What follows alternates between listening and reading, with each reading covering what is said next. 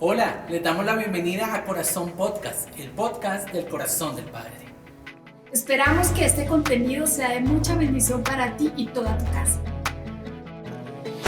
Juan capítulo 10, voy a leer versículos del 1 al 10. Juan capítulo 10, versículos del 1 al 10. Dice la palabra del Señor así: de cierto os digo, el que no entra por la puerta en el redil de las ovejas, el que no entra por la puerta es un ladrón y salteador. Diga conmigo: ladrón.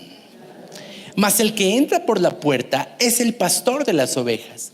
A este abre el portero y las ovejas oyen su voz, y a sus ovejas llama por su nombre y las saca. Y cuando ha sacado fuera todas las propias, va delante de ellas, y las ovejas le siguen porque conocen su voz.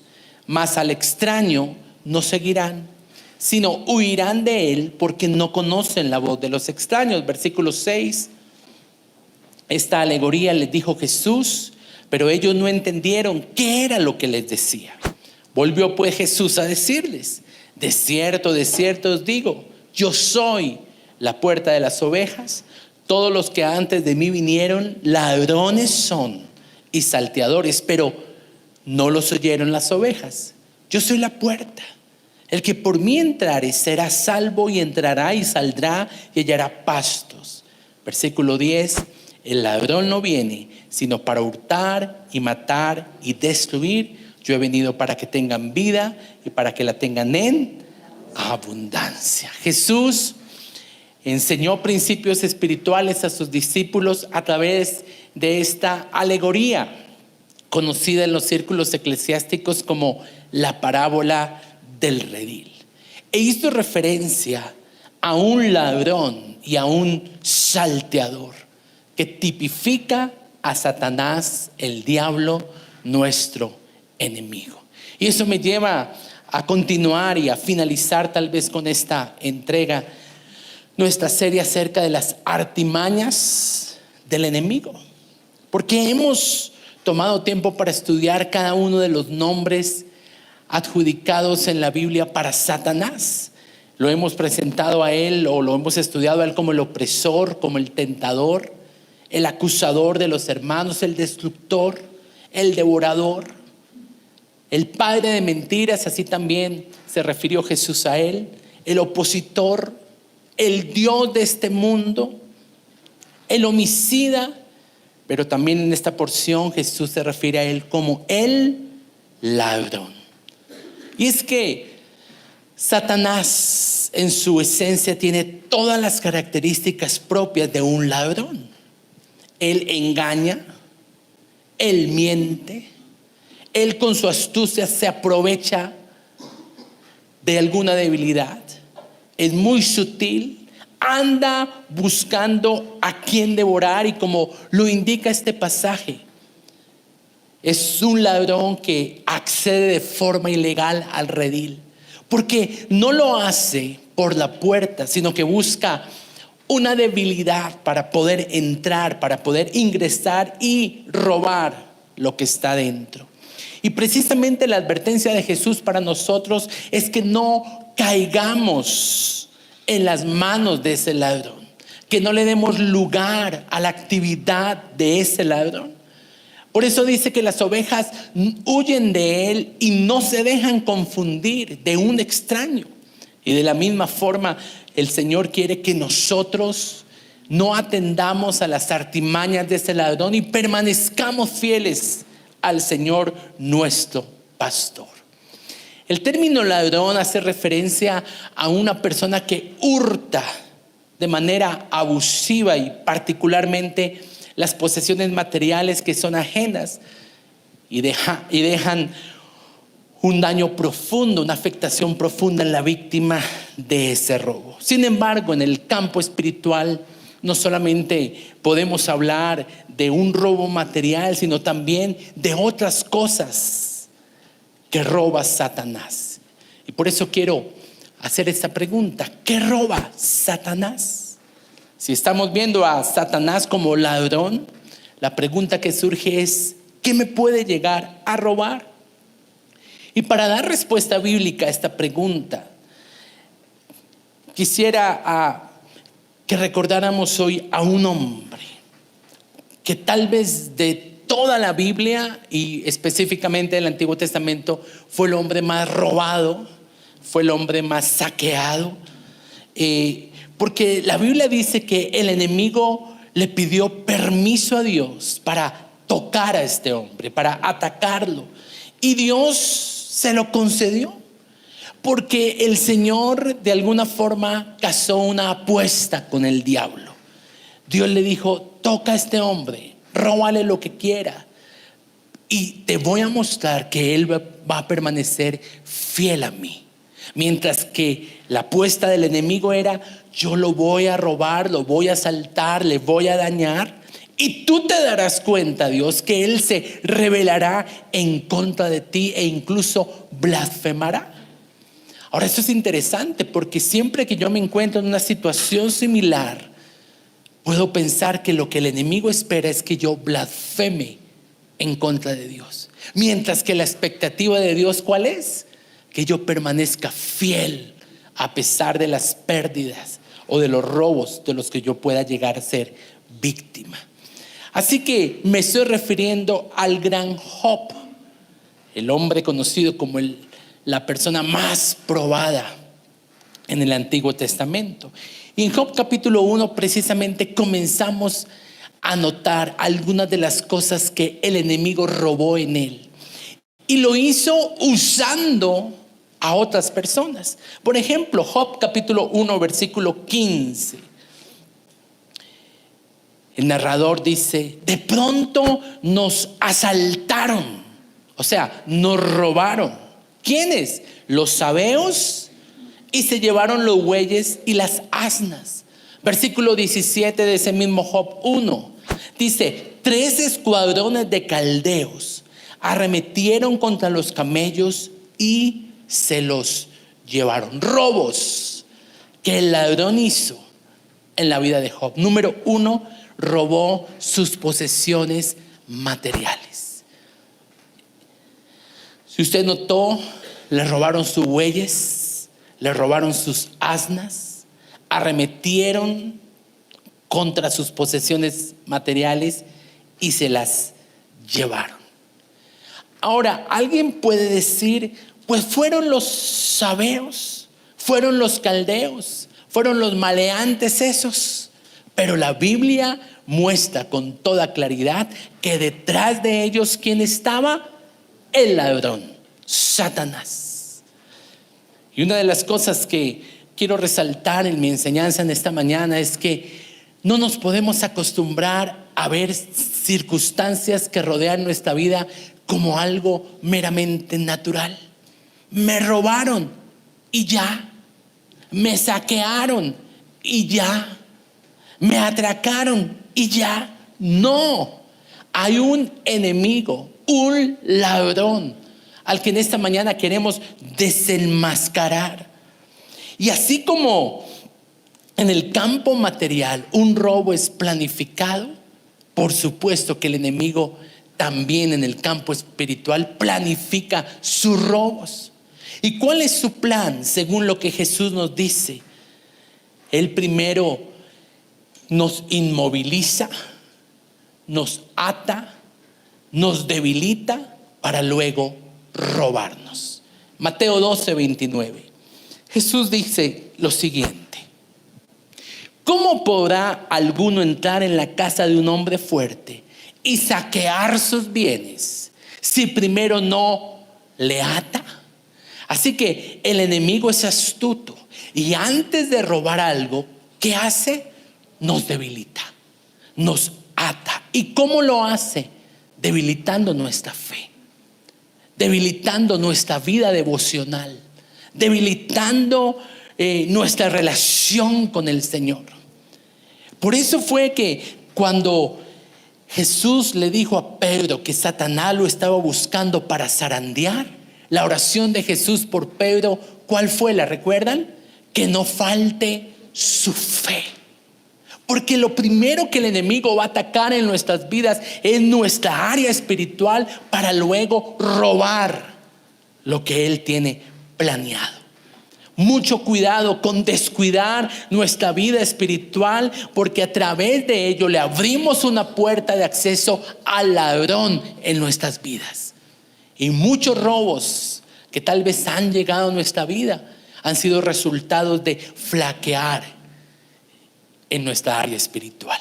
Lucas 8:12, con toda claridad, este versículo dice: el diablo viene y quita del corazón, roba del corazón la palabra. Él es un ladrón.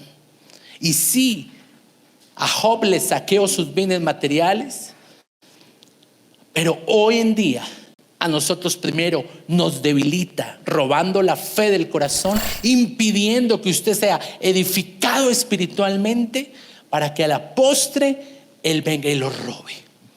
Así que mucho cuidado con todas esas tareas, actividades que surgen precisamente en el momento donde usted tiene que recibir la palabra de Dios. Por ejemplo, el domingo a las 10, preciso le colocaron la cita médica a esa hora. Y es que no hay más días de la semana. Preciso a esa hora le colocan la reunión de padres de familia o las famosas reuniones de asambleas. Y lo vemos muy natural, pero mucho cuidado, porque el enemigo tiene como propósito robar la palabra para que no dé fruto, para luego venir y saquearnos. Y muchas personas hoy que enfrentan situaciones en el orden material, descuidaron la puerta de su redil, descuidaron su relación con Dios, y hoy el enemigo los está saqueando. Así que, ¿qué fue lo primero que el enemigo o el ladrón robó en Job? Sus bienes materiales. Pero además de eso, robó sus relaciones, y me refiero a su familia. Y hay personas hoy en esta mañana aquí que pueden ver cómo el ladrón ha venido a hurtar su relación, a robar el amor del esposo hacia la esposa, del padre hacia los hijos, de los hijos hacia sus padres. Job capítulo 1 versículo 19. Hubo un gran viento que se levantó del lado del desierto y azotó las 4 esquinas de la casa, la cual cayó sobre los jóvenes y murieron. ¿Qué jóvenes? Si usted lee el contexto, ¿quiénes eran? Los hijos de Job. Y la actividad del enemigo robó la relación entre Job y sus hijos. ¿Cómo? A través de una tragedia. Y alguien puede decir: pastor, pero eso fue una catástrofe de orden climático. Sí, pero detrás de eso, ¿quién estaba? El ladrón. Porque recuerde, todo esto es un plan de ataque de Satanás que va mucho más allá de lo que naturalmente nosotros podemos considerar. Ahora, no solamente sabemos que afectó la relación con sus hijos, sino con su esposa, quien a la postre quiso que se muriera. Que ese tipo mejor se muera, porque así hablan algunas esposas. Claro, ella lo que le dijo fue: maldice a Dios, porque así vas a morir. Y precisamente la esposa estaba siendo usada por el enemigo, porque esa era la apuesta entre Dios y el diablo. Te apuesto que si él pasa por pruebas y yo lo saqueo, él blasfemará. Pero Job mantuvo su integridad. Ahora, el diablo es cobarde. Él tira la piedra y esconde la mano. Entonces, en el caso anterior usó los sabeos, usó a los caldeos. Ahora está usando un gran viento que se levanta para aplastar la casa y para que los hijos mueran. Y todo esto para que los creyentes no discernamos que detrás de un viento que se levanta en nuestras familias puede estar la intervención de Satanás. Ese viento que se ha levantado en su hogar, esa gran tempestad que se está levantando como una gran ola amenazando sus relaciones, tiene un autor detrás de todo esto, y es el ladrón. El nombre con el que Jesús se refirió a Satanás. Y Jesús sabía esto. Por eso, en el episodio de la gran tormenta, ¿qué hizo Jesús con el viento? ¿Lo recuerdan? Lo reprendió. Y uno no reprende el viento, ni a la luz, ni al agua. Uno reprende lo que puede estar impulsando el viento. Y Jesús en su sabiduría sabía que el enemigo había levantado una gran tempestad. ¿Y saben por qué? Porque a toda costa quería impedir que Jesús llegara a la otra orilla, a Gadara, donde estaba el endemoniado gadareno. ¿Lo recuerdan? Porque el diablo sabía que si Jesús llegaba a ese lugar, este hombre sería libre, sería restaurado, pero muy importante, se restaurarían sus relaciones familiares. Porque la instrucción que Jesús le dio a este hombre es: ve a los tuyos. ¿Cuántos años quizás llevaba este hombre sin poder tener conexión con sus familias, con sus parientes? Y por eso esa tormenta fue levantada por el enemigo para impedir la restauración familiar. ¿Ha robado el ladrón tus relaciones familiares? Pues hoy es una mañana para discernir esa actividad y para detenerla en el nombre de Jesús. ¿Qué más robó el enemigo en Job? Número 1, sus posesiones materiales. Número 2, sus relaciones. Número 3, su salud. Job capítulo 2, versículo 7. En esta porción se nos dice enfáticamente que Satanás, después de su apuesta con el Señor, hirió a Job con una llaga maligna desde la planta del pie hasta la coronilla de la cabeza, una sarna, como un salpullido, como úlceras en todo su cuerpo. Insisto, alguien puede decir, es una enfermedad más, pero no. Detrás particularmente de esta enfermedad está la actividad del ladrón que viene a robar la salud. Y creo que una de las intenciones del libro de Job es callar ese argumento religioso de que a los justos no les pasa nada malo. Creo que Job, una de las intenciones del Señor es mostrarnos que hay momentos donde aún los justos, los íntegros, sufren. Porque la mentalidad de ese tiempo, y se demuestra al escuchar los alegatos de los disque amigos de Job, era que si él estaba en esa condición era porque él era un pecador.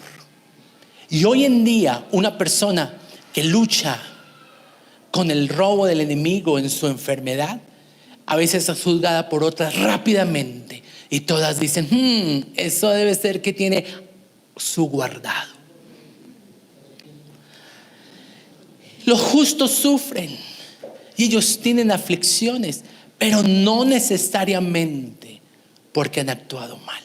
Porque sabe, al comienzo del libro de Job, Dios mismo dice acerca de él: es un hombre intachable, es un hombre que ha mantenido su integridad, es un hombre temeroso de Dios. Y eso era también reconocido por las personas y el vecindario que lo rodeaba. Sin embargo, le llegó esta enfermedad. Así que mucho cuidado con asociar la enfermedad con el pecado, porque no siempre es así. Muchas veces, como es el caso de Job, fue una manera de probar su fe.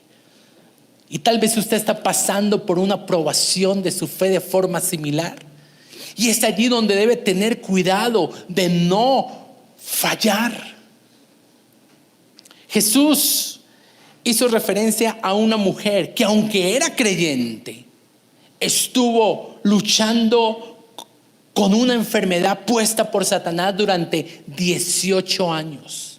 Lucas capítulo 13, versículo 16, Jesús refiriéndose a esta mujer dice: y esta hija de Abraham, o sea, una mujer de fe, estaba en la sinagoga, estaba siendo edificada, estaba escuchando la palabra y sin embargo llevaba lidiando una lucha espiritual en contra de una enfermedad durante muchos años. Y al final el Señor rompe esa ligadura y restaura su salud.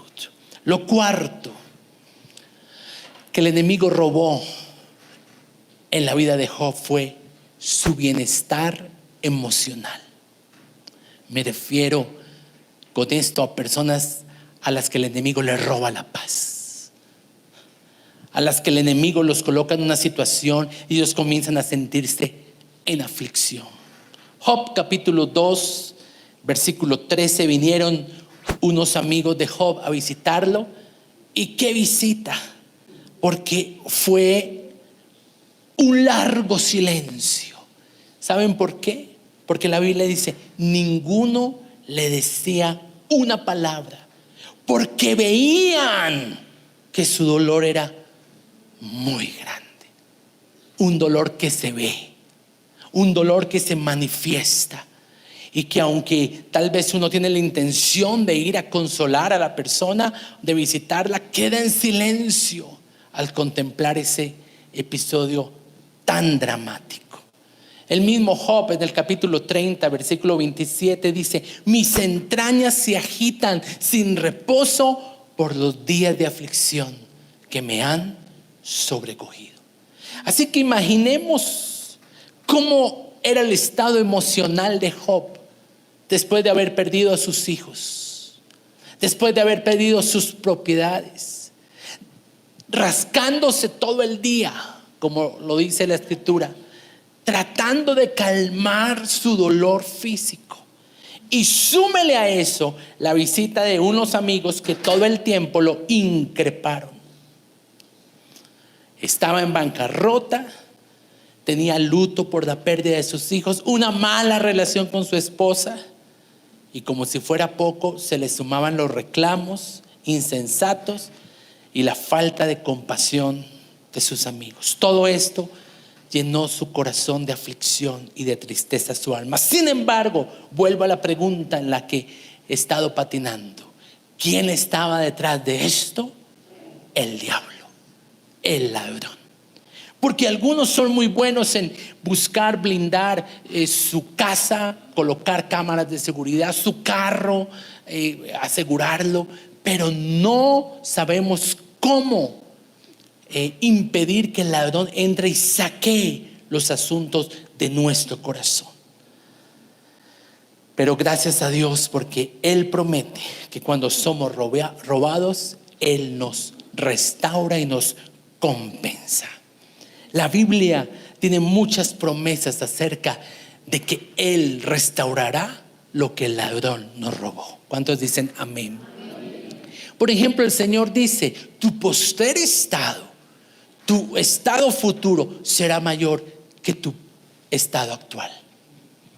Él dice: haré volver el corazón de los padres hacia los hijos, restaurará relaciones. Él dice: restauraré los años que se comió la langosta, el saltón, el revoltón, los años de pérdida, los años de fraude, los años de quiebra. Ahora es interesante porque me llamó la atención que no dice restauraré el alimento o restauraré las cosechas, dice restauraré los años, porque Dios paga con retroactivo, porque Dios hace que el enemigo te devuelva lo que te robó en grande. De hecho, en el Antiguo Testamento, hablando acerca de los ladrones en el campo de las relaciones humanas, cuando ellos eran encontrados en el acto mismo de robo, ellos tenían que devolver lo robado y añadir a eso 4 veces más. Esa fue la razón por la cual Zaqueo reconoció delante del Señor y dijo: yo he robado a esta gente, pero sabe, Señor, le he dado 4 veces más. Él conocía el principio de la restitución. Proverbios capítulo 6, versículo 31. Dice la Biblia: si es sorprendido, refiriéndose a un ladrón, si es sorprendido, pagará 7 veces. ¿Usted cree que a Satanás le gusta que usted lea este versículo? No, él sabe que tiene que devolvernos 7 veces lo que nos ha robado. Así que tenemos que preguntarnos en esta mañana: ¿qué nos ha robado el ladrón? ¿Tus sueños? ¿Tus expectativas acerca del mañana, acerca del futuro, acerca de conformar una linda familia, de establecerse en un matrimonio? ¿Ha robado el enemigo eso de tu corazón? ¿Ha robado tu dinero, tu empresa? ¿Ha saqueado tu familia? ¿Ha robado tu pasión con Dios? ¿Ha robado tu llamado ministerial, tu autoridad espiritual? ¿Ha robado el enemigo tus ganas de vivir? ¿Ha robado el enemigo tu paz, tu gozo, tu visión, tu propósito? ¿Ha robado el enemigo tu identidad? La promesa que el Señor te dio, la palabra que ha sido sembrada, y con el paso del tiempo el enemigo la ha ido saqueando del corazón. Pues en esta mañana el Señor te dice: yo haré que tú recuperes lo que el ladrón te ha robado. Y por eso precisamente así titulé mi enseñanza: recuperando lo que el ladrón nos robó. ¿Cuántos quieren recuperar lo que el ladrón les ha robado a lo largo de los años? Porque hay un gozo cuando nos es devuelto lo que nos robaron.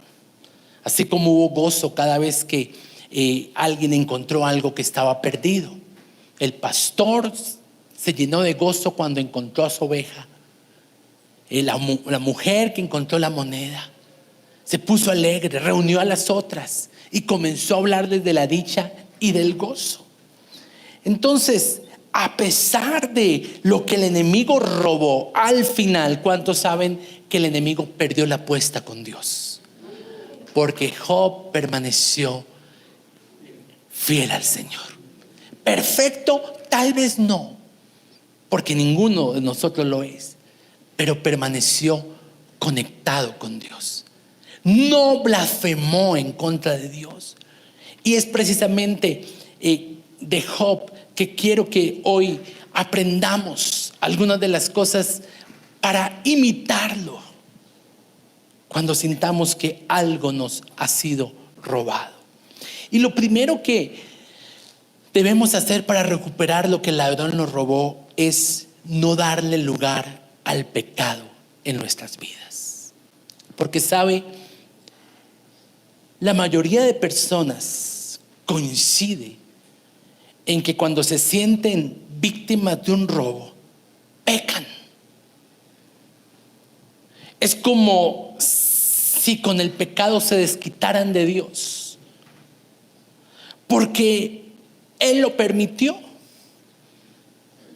Y hay gente que después de tener una pérdida o vivir un robo, se van a una taberna, a un prostíbulo, regresan a un vicio o retornan a un pecado de su pasado. Pero ¿qué nos enseña la vida de Job? Capítulo 1, versículo 22. En todo esto, y subrayo esa expresión, en todo esto, en medio de lo que él vivió, en el centro de esa avalancha que él estaba atravesando, él no pecó. ¿Qué hizo Job? No pecó. Dígale a la persona que está al lado: no peques. Él no pecó, ni atribuyó a Dios despropósito alguno. Eso es tremendamente liberador, saber que en cualquier circunstancia, por difícil que esté atravesando mi vida, Dios tiene un propósito. Porque a los que aman al Señor, todas las cosas, aún las difíciles, aún los robos, aún las acciones de los enemigos, Dios las encausa para nuestro bien. ¿Cuándo? Cuando usted no peca. Cuando usted imita el testimonio de Job y no peca. Ahora, algunos cuando pierden algo o cuando han sido robados, dicen, no, yo no peco, yo ya que voy a volver a esos pecados de mi pasado. No pecan así, pero sí pecan con su boca. Job 2:10, la última parte de este versículo dice, en todo esto no pecó Job con sus labios. O sea, porque puede que alguien no peque de esta forma, pero sí con lo que sale de su boca. Maldición, blasfemia, juicio, rabia, enojo. Y se dicen cosas sin medir su efecto y sin medir su alcance. Como que nos dejamos arrastrar por la situación emocional y terminamos pecando con nuestros labios. Si ese es el caso suyo, esta es una mañana para pedir perdón al Señor. Perdóname porque cuando me enteré de que estaba enfermo, palabras de enojo, de rabia salieron de mi boca. Perdóname porque cuando me mostraron la situación financiera de mi casa y que estaba en quiebra, maldije. Porque maldecir, ¿qué es? Decir mal. Y mientras que el enemigo estaba esperando que Job hiciera algo incorrecto, Dios tenía la expectativa de que Job permaneciera fiel. Y esa misma expectativa la tiene el Señor para contigo y para conmigo, cuando estemos pasando en medio de diferentes pruebas. Recordemos que siempre el Señor tiene todo bajo su control. Y que toda circunstancia, por contraria que nos parezca, a la postre Dios la puede convertir en una plataforma de bendición para nosotros. Así como lo hizo con Job. Porque al final Job fue bendecido, restaurado, restituido y multiplicado. Otro aspecto que debemos considerar de Job para recuperar lo que el ladrón nos robó: adorar aún en medio de la pérdida, adorar en medio del dolor. Este es un versículo fascinante, capítulo 1 de Job, versículo 20. Job se levantó, rasgó su manto, se rasuró la cabeza, se postó en tierra y ¿qué hizo? Adoró. Me gusta el versículo porque muestra un contraste de emociones. Por un lado, claro, no vemos a un Job que no está afectado, está profundamente afectado. Rasgó sus vestidos, rasuró su cabeza, se tiró al piso, pero a la vez también levantó sus manos y en medio de sus lágrimas, en medio de su soledad, de su luto, de su pérdida, de su dolor, él adoró. Y usted me entiende, porque los que hemos adorado en medio del dolor nos damos cuenta del poder que se desata cuando usted adora en medio de circunstancias totalmente adversas y contrarias. Un coro dice precisamente eso, de mis coros de cuando conocí al Señor: es algo poderoso cuando te adoro a ti. Hay un poder que se desata cuando usted, en vez de decir una grosería o decir una palabra cargada de enojo, usted adora a su rey. Y Job lo hizo. Por eso él dijo: aunque me matare, en Dios esperaré. Dios dio, Dios quitó. Sea su nombre glorificado. Ahora, tremendo, porque sí, la prueba terrible, pero el carácter de este hombre tremendamente impactante. Y es que cuando nuestras emociones están tan afectadas por lo que sentimos, debemos aprender a adorar con la voluntad. Porque nuestras emociones no siempre van a estar encausadas a adorar, pero debemos tener una respuesta predeterminada. Debemos determinar frente a cualquier pérdida, frente a cualquier mala noticia, frente a cualquier informe de robo, que el Señor sigue siendo Dios. Y eso es adorar. Porque la adoración es la llave que abre la puerta que nos lleva a la restitución. ¿Quiere usted que el enemigo le devuelva lo que le ha robado? Adore en medio del dolor. Adore en medio de la pérdida. Ahora, no es fácil. Porque por eso digo que el versículo muestra un contraste muy particular. Tal vez Job al comienzo solo rasgó su manto, rasuró su cabeza, lloraba de dolor. Pero llegó un momento donde él dijo: esto no me sirve de nada. Llorar sobre lo mojado no me sirve de nada. Lamentarme por lo que pasó no me sirve de nada. En cambio, adorar abre una compuerta celestial que produce que el poder sobrenatural se desate en medio de nuestras circunstancias. Lo tercero que quiero que aprendamos de Job es: esperemos pacientemente en el Señor. ¿Cuántos de ustedes, si el libro de Job tuviera su nombre, el capítulo de la restitución lo hubieran puesto en el capítulo 3? ¿Cierto? 1 la apuesta, 2 la prueba y 3 la restitución. Pero no, Job tuvo restitución hasta el capítulo 42.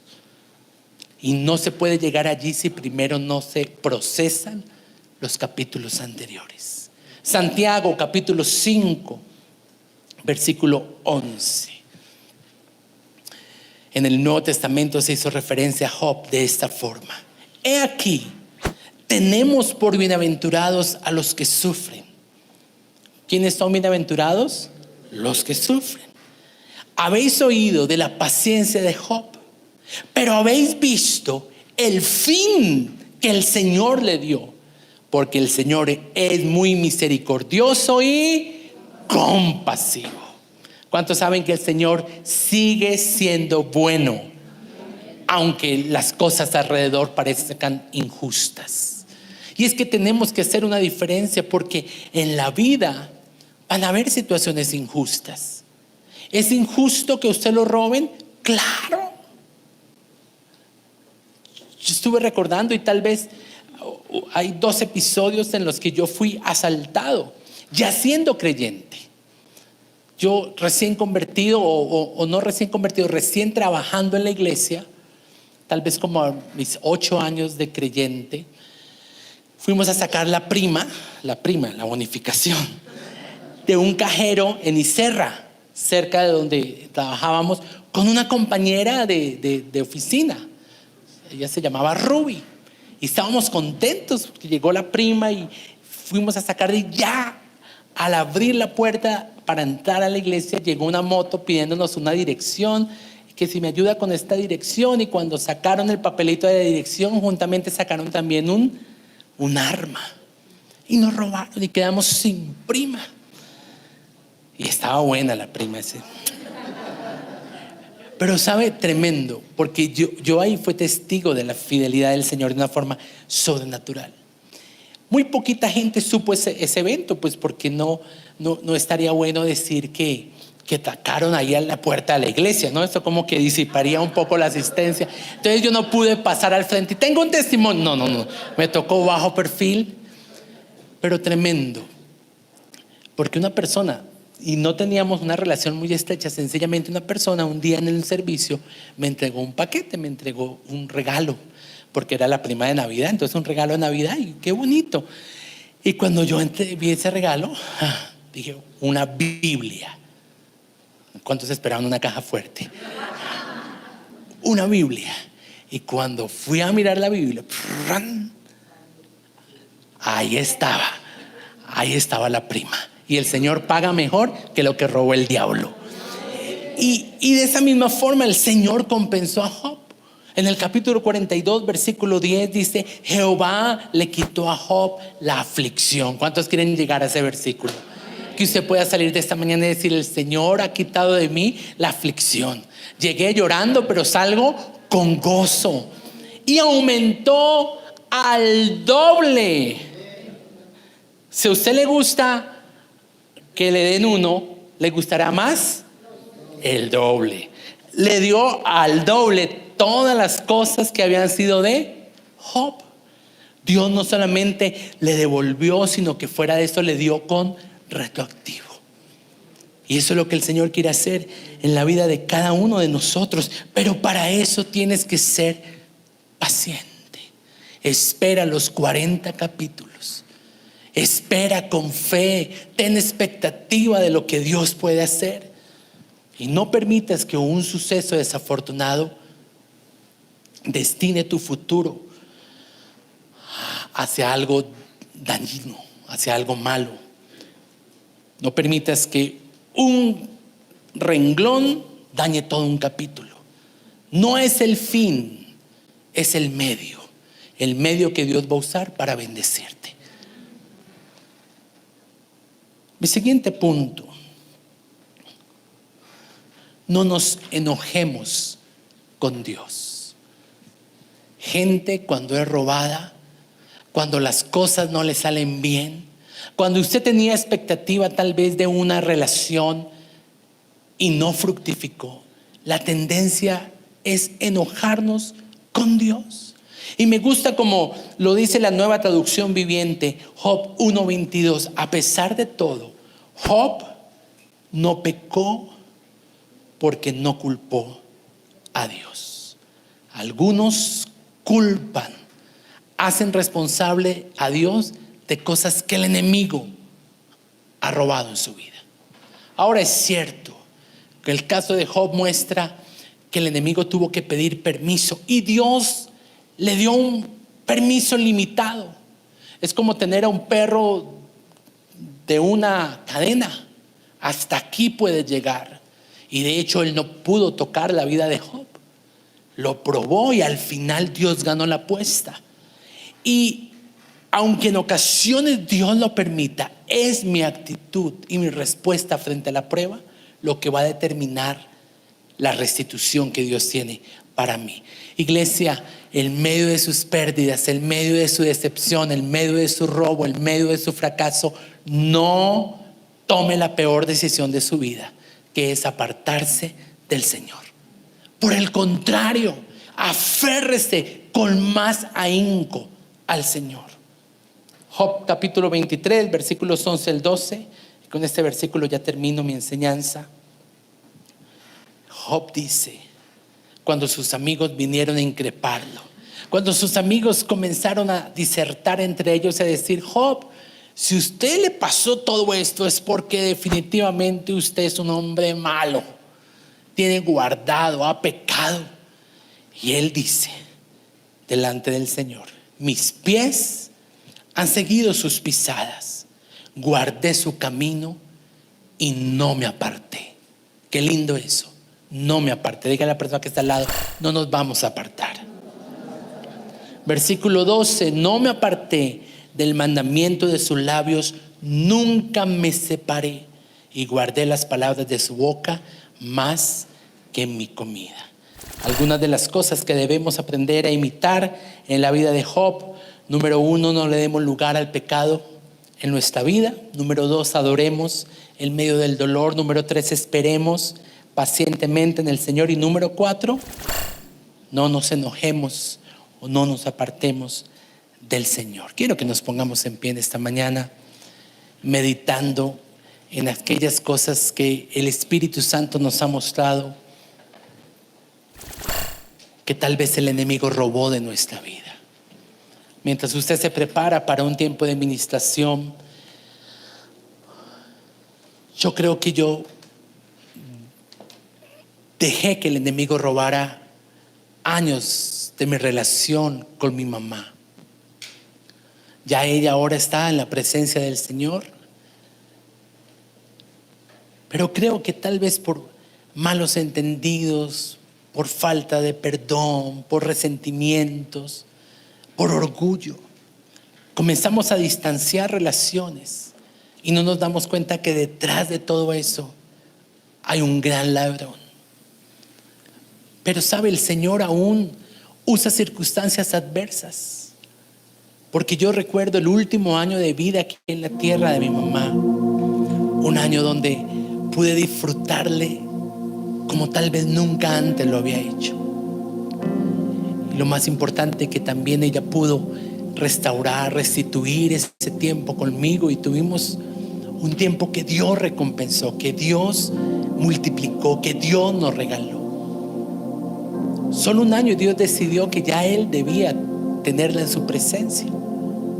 Pero gracias a Dios por ese año, que aunque médicamente fue un año de trombosis, de exámenes, de dictámenes contrarios, fue un año de restauración y de restitución en nuestra relación. Así que por un instante yo quiero que usted piense en aquellas cosas que tal vez el enemigo le ha robado en su vida. Y en esta mañana usted se acerque al Señor y le diga: perdóname, Señor, porque en medio de esa mala noticia yo pequé contra ti, porque me aparté de ti, porque me enojé contra ti, porque blasfemé, porque dije cosas que no debía haber dicho, porque fui arrastrado por mis emociones. Y mientras tú esperabas que yo levantara mis brazos y adorara, salió de mí fue juicio. Renegué, maldije, murmuré. Dije: ¿para qué me sirve ir a la iglesia? ¿Para qué leer la Biblia? ¿Para qué diezmar? Y en esta mañana pido al Espíritu Santo que comience a trabajar en el corazón de cada creyente, de cada uno de los que estamos aquí reunidos en su nombre. Acércate al Señor y dile: ¿qué es lo que te han robado? ¿Qué ha hecho el ladrón en tu vida? ¿Te ha robado tu bienestar, tu paz interior? ¿Te ha robado el gozo? Y quiero que en este momento le pidas al Señor que te muestre en qué momento el ladrón entró a tu casa para saquear la relación con tu cónyuge, con tus hijos, con tus hermanos. Que el Espíritu Santo esté revelando en este momento de qué forma el enemigo debilitó mi fe para que él se aprovechara y saqueara los bienes que Dios me ha dado, los bienes que Él me había entregado para bendecirme y que me había hecho responsable como su administrador. Y yo le cedí ese espacio al enemigo. Hoy oramos por un espíritu de revelación en medio de nosotros, Señor, y que tú nos muestres y nos reveles, Señor, en el nombre de Jesús, cuando se le dio ese acceso al enemigo en nuestra salud, en nuestras finanzas, en nuestras relaciones. Y hoy, en el nombre de Jesús, después de habernos arrepentido, aceptamos tu perdón y nos levantamos, Señor, para verdaderamente enfrentar al enemigo, para verdaderamente venir en contra de ese ladrón y declarar que nos devolverá multiplicado lo que nos ha robado. Y en el nombre de Jesús yo quiero que usted hoy ejerza autoridad de acuerdo a la palabra, según las Escrituras, donde la Biblia dice que el ladrón debe devolver lo robado hasta 7 veces. Y en el nombre de Jesús proclamamos tiempos de restauración, tiempos de restitución, tiempos de multiplicación, de compensación.